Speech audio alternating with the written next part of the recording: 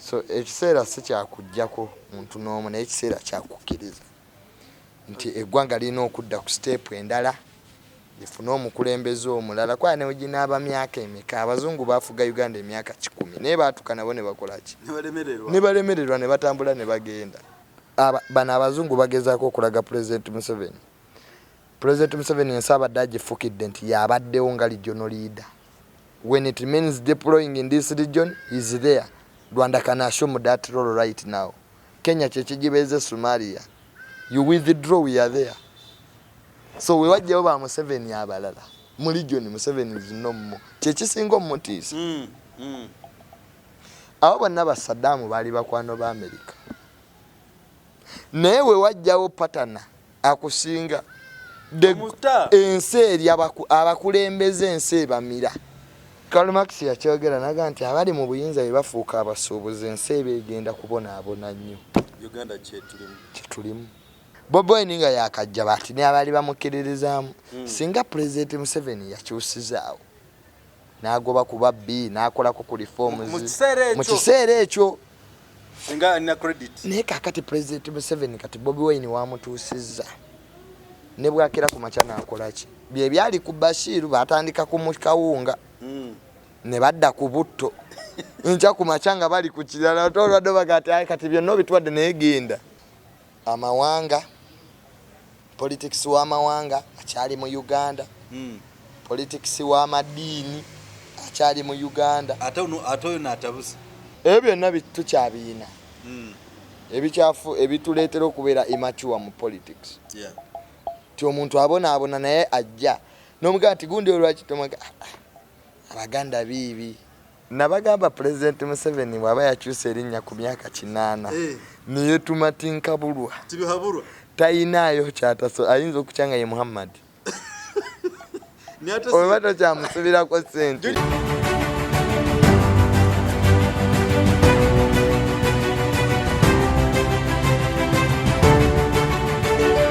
Akati n'olw'ensonga eyo nti Donald Trump anayina okukkiriza nti amanga amagatte ge gafuula America ne President Museveni mwennyini yalina okukkiriza nti Uganda weetuuse. Uganda weeri if the citizens bakuggyemu obwesige kkiriza tebakuggyemu nti tebakwagala bakujja beebaziza by'okoze. I'm very happy bwe mpulira abaana ba Nuupu abasinga nga bagamba singa President Museveni akivaako olunaku olwaleero wallahi bajja muzimbira ennyo. Exactly. Nobody can before Junior, let me tell you. Ochimanyi no since Uganda was created, I don't know when. Nze nebuza nze ng'omuntu olusinga nebuza President Museveni baba ensi nagamba my country yagigula sente mmeka omusala gw'ofuna nange gwenfuna n'oyo gwafuna n'oli gwafuna tuzemuwe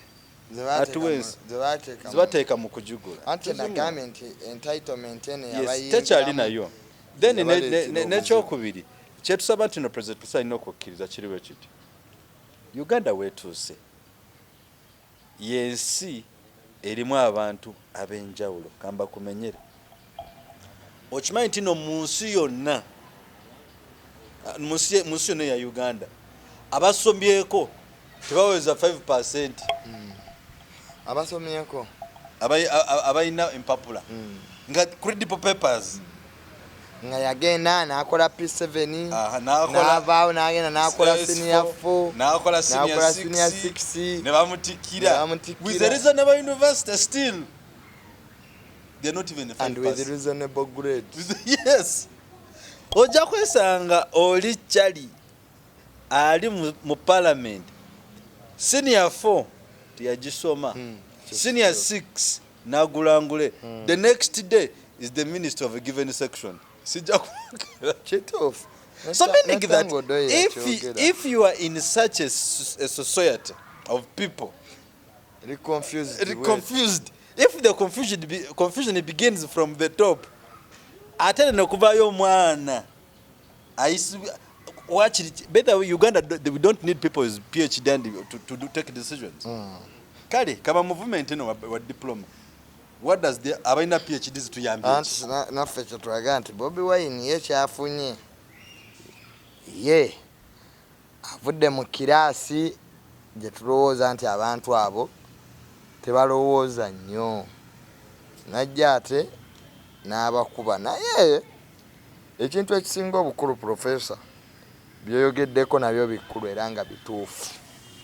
President Museveni alina okukkiriza nti bw'aba ayagala eggwanga lino okugenda mu maaso kubanga omupiira guli mu ngalo ze. President Museveni asobola okukkiriza okuvaako constitution, asobola ogirespectinga gy'abadde arespectinga.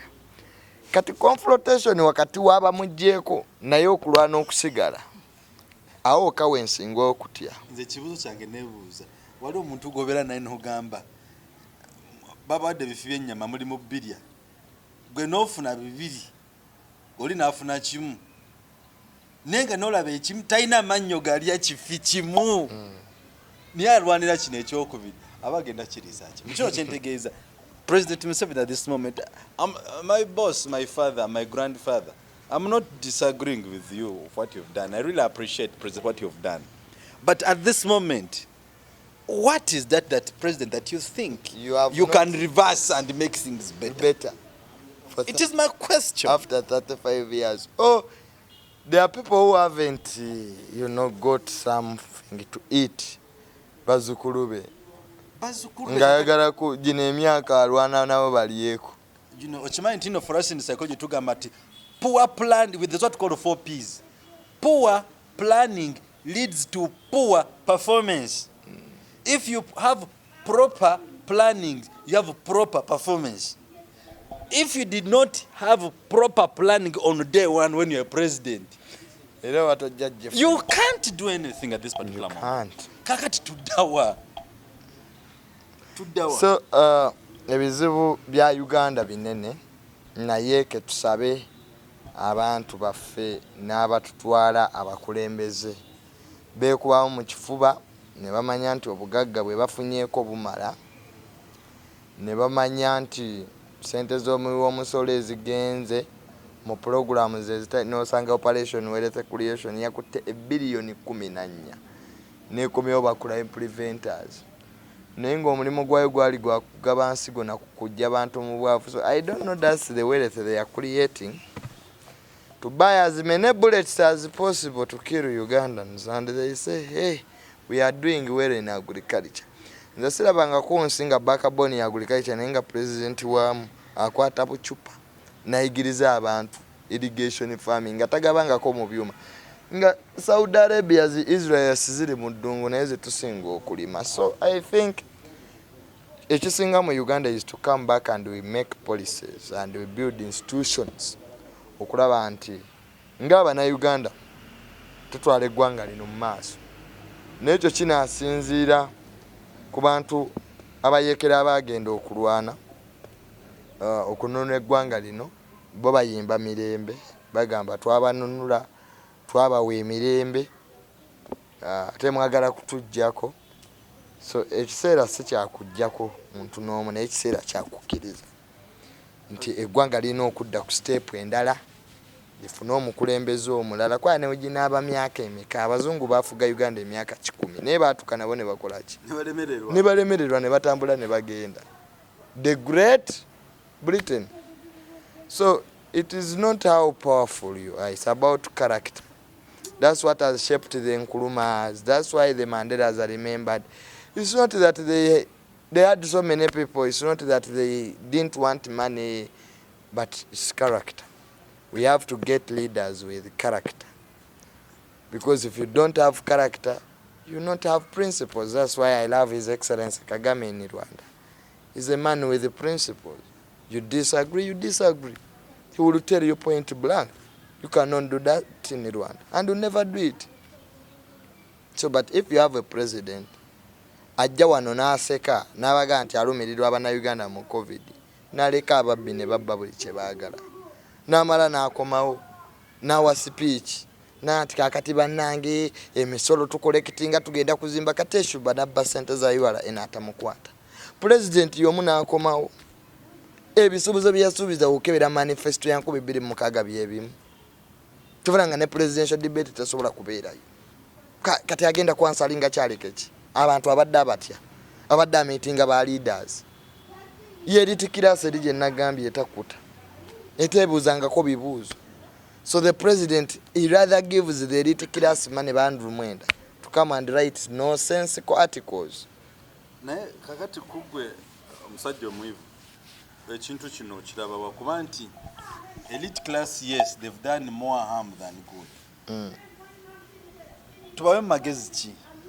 Elite class ya Uganda eyina omukisa nti abasinga obungi abatufuga ne bakitaffe n'abatusomesezza babaddewo ku mirembe egy'enjawulo. Ne balaba Uganda, omanyi kati ffe generation yaffe eyina ekizibu kimu, tetulina references. Ekibi nnyo. Reference yaffe yeffe. Ba Paulo Muwanga generation yaffe ezeeyo basomako na biki ebyasuula abakyoli n'abalango mu gavumenti zaabwe. Abanobbi bajje n'otuto twabajja batya. Abaganda boy bakwatako obuyinza for some time ba Edward Mutesa ba Binaisa bo byali bitya. Because buli nsi eyina history. History w'eggwanga eryo president yakyogerako kwali Jezira n'endooza abantu abamu tebakitegeera.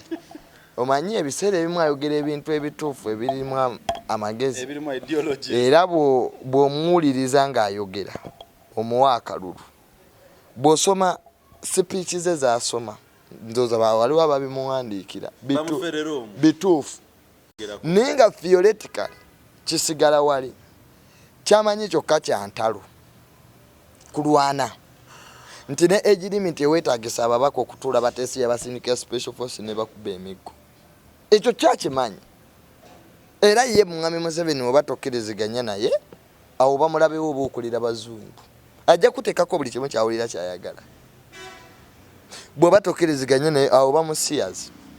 You are supported by homosexuals just because you don't agree with his visions. So history ya shaping elite class. There's a time Bungereza bwe yali eggwawo nga yitira agifuukidde ekizibu. Elite class nekkiriza nti obwakabaka okubusevinga leka tugende mu America twogere ne Roosevelt tusayininga endagaano batuwa eki batuwa obuyambi ne basayininga Atlantic Charter. Singa bali radical monarchist abagamba kinaalabika kitya America yali koloni yaffe tetujja gendayo oba bugwawo bugwewo bye byafectinze Buganda ebyo. The only credible person ali emengo kati His Highness the Ssaabasajja Kabaka of Buganda. Bonna abafere bali eyo tosobola kuba na Katikkiro ng'abantu bamuyisaamu ebituli abamuyisaamu amaaso gwe n'osigala ng'omukola ki awota institution byebiri ku President Museveni nti buli omu buli muntu amanyi nti ababbi bava mu State House ababbi ettaka ate mwabamuwage namugamba nti no yasinga ate yasinga nga biri temubikozeeko. Kakati n'olwekyo kyova olabanga kano akalulu ke kasoose gwe mulundi okusoose nga tetulinawo determinant factors. Zonna factors za determining akalulu zikubiddwa kibuli basirise baba emmotoka 11 nga muzaato lwamaze yo okuwumula. Catholic Church ewaffe tebakwatagana nawa n'abakristaayo kuba buli omu abakristaayo abo bo bentalinyangayo mu Protestant takyalangako na mirembe. In fact mawanga Bobi Wine gasinze ate okwewala Bungereza mweri ate nga amawanga President Museveni gasinga okutya ate mawanga g'Abakatuliki nnyo. Papa yalonze Cardinal wa myaka 35 e Rwanda ate ne deploying amagye mu Central African Republic ati politics so yabana Uganda tebamutegeera. That's now foreign policy. Bana abazungu bagezaako okulaga President Museveni. President Museveni ensabadde agifukidde nti yabaddewo nga regional leader. When it means deploying in this region, he's there. Rwanda can assume that role right now. Kenya kyekigibeze Somalia. You withdraw, we are there. So we wajjawo ba Museveni abalala. Mu region Museveni is no more. Kyekisinga omutiisa. Abo bonna ba Saddam baali bakwano ba America. Naye we wajjawo patana akusinga ensi eri abakulembeze ensi ebamira. The Mobutus were so powerful.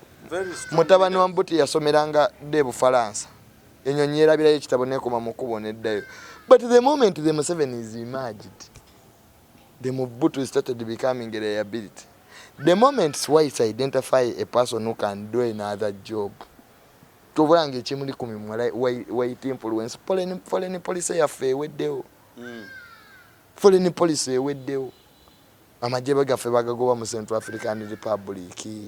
Mwekotolio jini nayo tubaddeyo. Ate batamanyi Sudan tulwanye olutalo ne tufunyeyo ki. Kufiirwa abaana baffe. Abasudani batuyisaamu amaaso. Twasigala kutunda mazzi.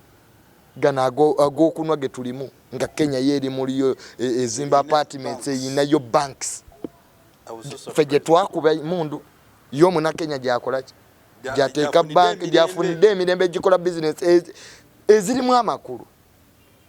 Okitegedde ne tugenda tulwanire Kongo ekisangani first world ya Africa. Ffe tulinayo ki Rwanda ye ekyaliyo kubanga ina mineral gyesimayo. Ffe ne wano ADF etusumbuwa nga Kongo eri awo era besirise busirisi ni wano nga ku eastern border ADF etusumbuwa ninga twafiirwa abantu e Congo. Uganda yensi yoke ina foreign policy tategerekeka. We are fighting other people's wars. Ninga botunia nti olutalo luno mbutuufu kuba bo bajjeno baagala nnyo ebyo ebintu ebyo. Bali akasente akava mu America akogula emizinga akogula ennyonyi perolo z'abaana bali e Somalia obusente babulye batekewo ghost soldiers perolos kwa majina go gafuuka masuubuzi nga bwolaba prison nti kati yesinga okulima kwanga prison balima abasibe ne bwe mubuuza nti kubye mutunda anyajja yakasente ako prison yekola furniture kati omulungi ennyo entebe zino zitulako eza furniture prison kati yesinga ozikola kwa abasibe kati babayigiriza okubajja no kati ogenda langa ne prison nayo yavambwa prison nsuubuzi etunda ina checks and balances. It's not educating. So, it's not disciplining people. Karl Marx yakyogera naga nti abali mu buyinza bebafuuka abasuubuzi ensi eba egenda kubonaabona nnyo. Uganda kyetulimu bafuuka baki basuubuzi awe nkyabuuza ekibuuzo ekyo. So buli abali mu kulembeze buno bwa Uganda esabazino batubulire Uganda bagisobola sente meka tubadize sente zaabwe. So abantu abatambulira mu SC abantu abali mu middle income status life abantu ababadde obulungi ku mulembe gwa President Museveni bayina okwogera amazima essaawa ne weebeeremu yokka mu bulamu bw'ensi eno bakkirize nti n'abantu abawangaalira mu Katanga emyaka 35 nabo bannayuganda ate basasudde omusolo. In fact Bobi Wine kyasinga okulaga be elite class nti there should be change in service delivery. Naye abantu batandika bwe batyo.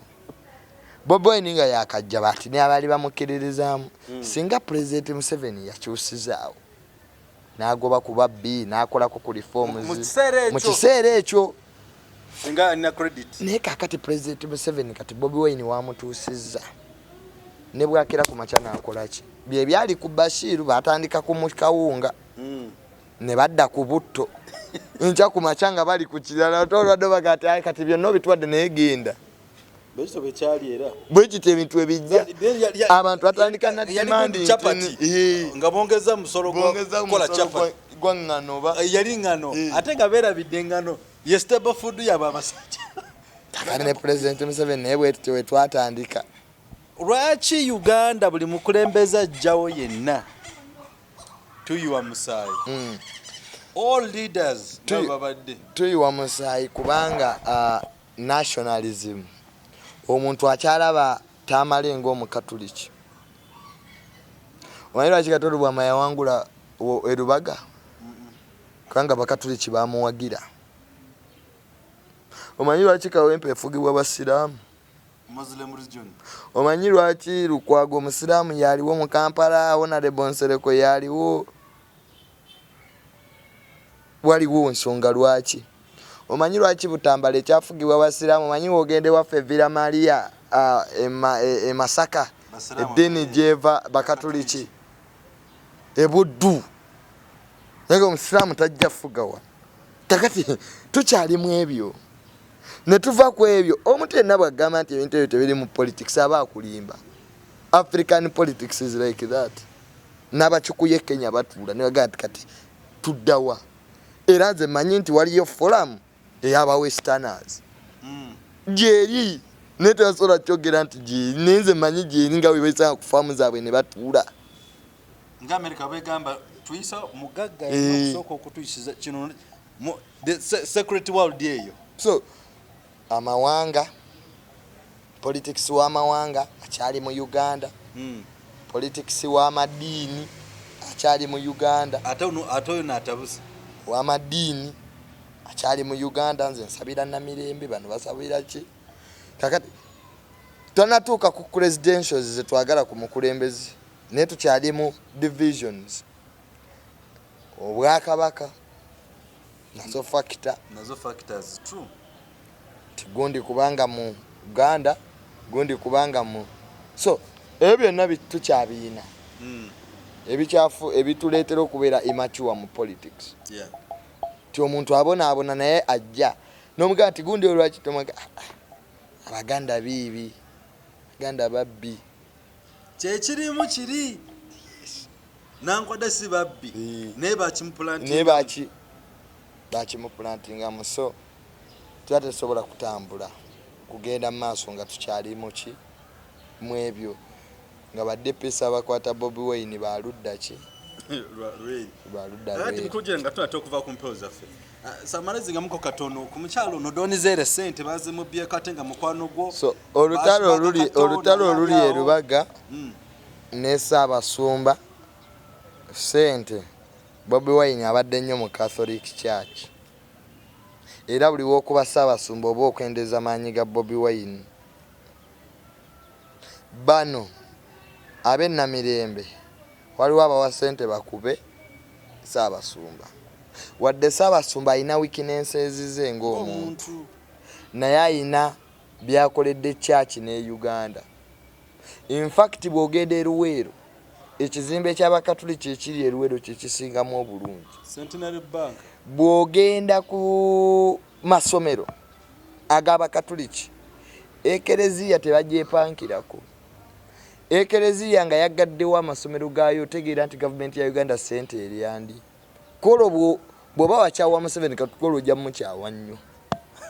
Amasomero g'Abamisonary oyo omulago baamutuzimbiranga kirabo. Abazungu ezo nazi nakivubo wo Memorial Stadiums bazimbye kyo kisaawe awo buliza asatumeta abadde akola kakati bw'oba oyagala olabe nti gavumenti eno nzibi lekekerezi yejjemu omukono. Then the Church of Uganda is the yes, bonna tubakkiriza tebalina kye bakoze eki. So olutalo oluliwo lwakuba Ssaabasumba kwa Bobi Wine tali mu balokole taliyo. Omunayuganda amuwagiranga ye omuntu naye mu bapastors okujjako ono gwe yakyaliddeko wano era ne ku malediyo gaabwe abamu bakyogera tajja. Kwa abapasita abamu bakuumibwa mundu gavumenti ebasonyiwa emisolo ku ma TV gaabwe. Abasumba tusonyiwe naye bakyasinza obubbi. Otekako price y'omuceere kiro 5 n'otekako empeta emitwalo 10. Abamu babeera ku TV ng'ennamba zaffe mobile money zimubisa nga n'ennyindo takyasta ali ku TV naye ng'ennamba asigazizzaako maaso.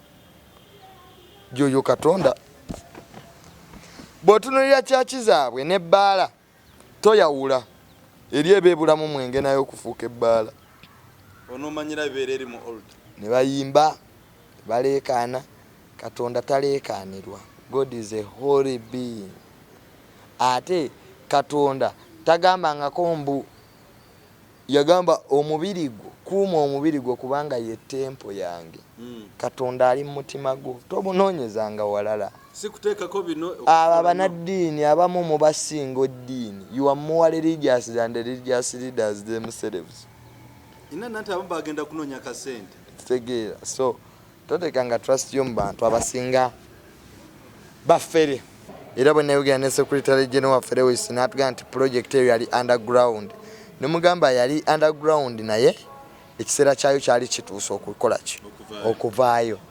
abantu abamu ne batu contributingirako lwakuba kati ebiseera ebyajjawo twafuna abaana abaali beetaaga obuyambi abali mu malwaliro naddala mu strike ya November 18th November eyafiiramu abantu 56 abaana ba Nuupu bangi abamu baakwatibwa abamu baateeberezebwa nti be bali mu kwekalakaasa ne bakubibwa bubi nnyo abaana abadde batambula ne President Bobi Wine ku campaigns nabo olabye nga babadde beetaaga obuyambi so budget tubadde nanene nnyo okuyambako bannaffe ate byebyo ebiseera ne muganda waffe Frank Bobi Wine wa bodyguard wa Bobi Wine mwe yafiira so embeera neyongera okusajjuka so guno emyezi ebiri egiyiseewo tebibadde byangu nnyo n'akatono bwe kati era Bobi Wine yakola bulungi nnyo najjawo abaana be wano kuba abenaalimu kyabaluma babebekulu bebekulu manyi kati ye mwogezi wa Bobi Wine manyi waliwo omuntu akuleka n'ogweddalu omuntu nga mwali muzannya mwenna ku kyalo kati ze nina abaana be nasoma nabo abamu baferias ate nga be bangi ate nga ne mu kirasi bayinza okuba baali bansinga ki omanyi waliwo omuntu afuna ekintu awo usigala waba akola wammwe n'afuna omusajja omugagga n'agaggawala kirwawo kuva mu bwongo oba omulabanga awo usigalo kati eyo psychological torture bebekulu gyalimu